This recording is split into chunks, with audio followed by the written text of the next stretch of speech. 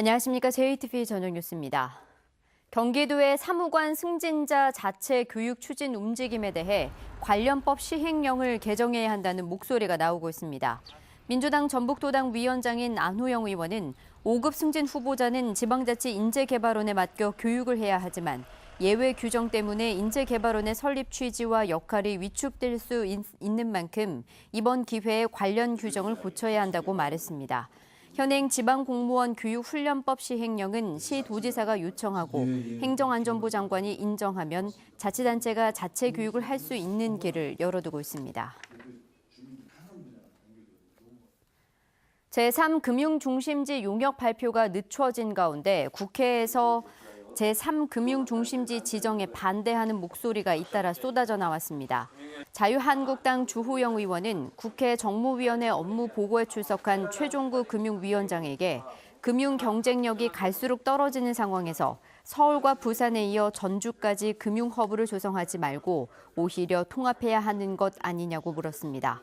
부산 출신의 자유한국당 김정훈 의원도 기존 금융중심지도 제대로 안 되는 만큼 제3금융중심지를 지정하는 건 문제라며 최 위원장을 추궁하고 나서 향후 금융중심지 지정에 상당한 부담이 될 전망입니다. 익산시 낭산면 주민들이 기자회견을 열고 폐석산 불법 매립된 지정 폐기물을 신속히 제거해달라고 촉구했습니다. 주민들은 익산시가 지난해 11월부터 폐석산 복구 작업을 시작했지만 불법 매립된 폐기물을 옮기는 작업이 늦어지면서 올해만 3차례 폐석산에서 나온 침출수로 지하수와 인근 하천이 오염됐다고 주장했습니다. 익산시는 폐석산에 불법 매립된 폐기물 130만 톤 가운데 올해까지 20만 톤을 처리할 방침이었지만 매립장 확보에 어려움을 겪으면서 2,500톤을 처리하는 데 그쳤다고 밝혔습니다. 재단의 법정 전입금이 10%에 미달하는 학교에 대해서는 전주시의 보조금 지원이 제한됩니다. 서윤근 의원이 대표 발의해서 오늘 전주시 의회를 통과한 전주시 교육지원조례 개정안은 법정 전입금이 10%가 되지 않는 학교는 전주시의 학교 환경 개선 사업비 지원 대상에서 제외됩니다. 전주에서 자사고를 제외한 23개 사립 중고등학교의 평균 재단 법정 전입금은 최근 3년 동안 3%대에서 5% 수준에 그쳤습니다. 옥정호 수질이 수면 이용에도 1급수 유지가 가능하다는 연구 결과가 나왔습니다. 전라북도는 옥정호 수면 이용이 수질에 미치는 영향을 조사한 결과 오염물질은 최대 0.08% 증가에 그치면서 1급수를 유지하는 것으로 나타났습니다. 임실군은 옥정호에 무동력 카누 등 수상 레저센터를 만들 계획이지만 옥정호를 상수원으로 쓰는 정읍시는 수질 오염이 우려된다면서 반대해 왔습니다. 대한방직 전주공장 부지의 복합 개발을 추진하고 있는 자광 측이 올해 안에 착공하기 위한 협약을 전주시에 제안했습니다. 전주시는 주식회사 자광 측이 제출한 정책 제안서에 기존의 사업 계획과 함께 개발 부담금의 공공기여 방안, 그리고 올 12월 이전에 착공하는 것을 전제로 한 협약 체결 제안이 담겨 있다고 밝혔습니다.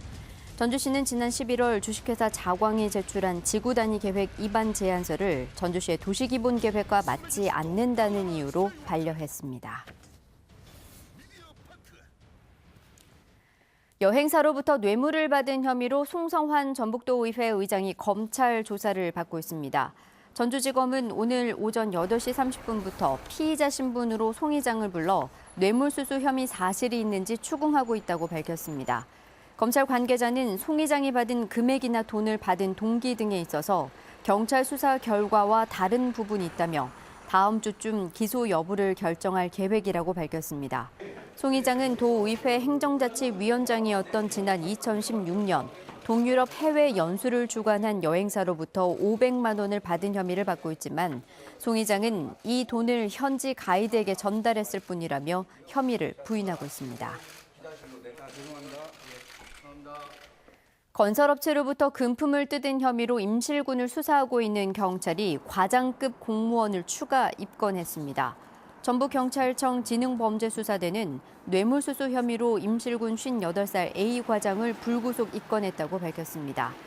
A 과장은 지난해 8월 부하 직원인 50살 B 팀장에게 현금 100만 원을 받아 임실 주재 한 일간지 기자에게 건넨 혐의를 받고 있습니다. 앞서 경찰은 B 팀장 등 임실 공무원 2명과 일간지 기자를 뇌물수수와 배임수재 등의 혐의로 입건했습니다. 전북경찰청 사이버수사대는 불법 게임 조작 프로그램을 팔아 수억 원을 챙긴 혐의로 31살 여모 씨를 구속 기소 의견으로 송치했습니다. 여 씨는 지난 2016년부터 2년 동안 유명 온라인 게임을 쉽게 조작할 수 있는 불법 프로그램을 3,400여 명에게 팔아 2억 원을 챙긴 혐의를 받고 있습니다. 오늘은 포근한 봄 날씨가 이어졌지만 종일 강한 바람이 불었습니다. 현재 군산, 부안, 김제, 고창 등 4개 시군에는 강풍주의보가 내려져 있고 오늘 밤 들어 모두 해제될 것으로 보입니다. 내일은 가끔 구름이 많은 가운데 온화한 봄 날씨가 이어지겠습니다. 아침 최저기온은 5도에서 9도, 낮 최고기온은 15도에서 19도로 오늘과 비슷하겠습니다.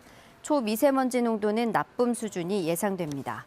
당분간 고기압의 영향으로 대체로 맑겠고 포근한 봄 날씨가 이어지겠습니다. JTBC 8시 뉴스 예고입니다. 완주군 한우협회 전 지부장이 긴급 지원된 구제역 백신 접종 예산을 개인 통장에 따로 챙겼던 사실이 뒤늦게 드러났습니다. 제3금융중심지 용역 발표가 늦춰진 가운데 국회에서 제3금융중심지 지정에 반대하는 목소리가 잇따라 쏟아져 나왔습니다. 수상 레저단지 조성을 놓고 임실군과 정읍시가 갈등을 빚고 있는 옥정호에 대해 전라북도가 수상 레저 활동에도 수질은 나빠지지 않는다는 연구 용역 결과를 내놓았습니다. 구창 쓰레기 소각장을 반대하는 주민들이 첫 걸기 대회를 갖고 본격적인 반대 활동에 들어가자 구창군은 주민들과 대화로 풀어가겠다고 밝혔습니다. 자세한 소식은 JTBC 8시 뉴스에서 전해드리겠습니다.